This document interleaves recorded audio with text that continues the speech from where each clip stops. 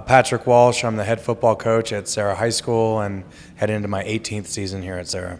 Oh, it's amazing to be a part of such a great event that I've only seen from afar. And some of the teams that we've played on our schedule, you watch the film and you can see the tanks around the field and just all the patriotism that this event brings to the area, here in the Bay Area, our school, belief in our military and the sacrifices guys are making overseas, and doing that through high school football and bringing more awareness there.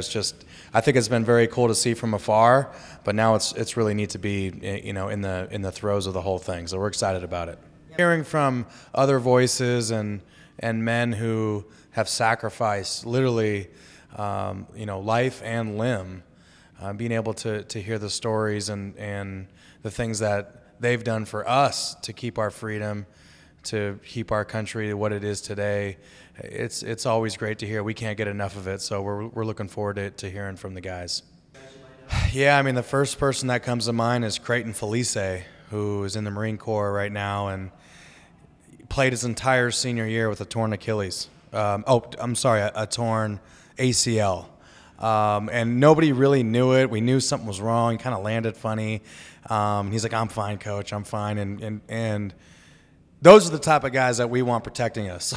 A guy who will basically say, "I don't really care about my ACL. It'll probably grow back, or I can have surgery." That was his mentality. We didn't even know it. But to look back on it and to think that he's now defending our country and defending my little boy's freedom and everything else, like, these are the type of men that make America who we are. And high school football can have a small part in developing those sorts of warriors, if you will.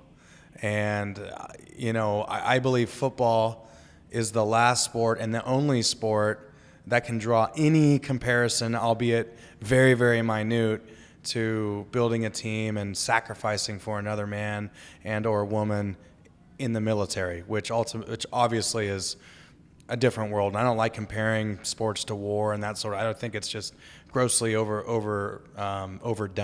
But the amount of sacrifice and commitment to another person in football, you can draw some comparisons. I've actually read a lot of books on the Marine Corps. I'm certainly I'm a paper military guy at the very most. But I fly the Marine Corps flag on the Marine Corps birthday and in front of my house, and just the amount of respect that I have as an individual and my family, my wife and children have for the military is very deep. So we are honored, and I am honored as the head coach of Serra to be a part of something this great. That's great.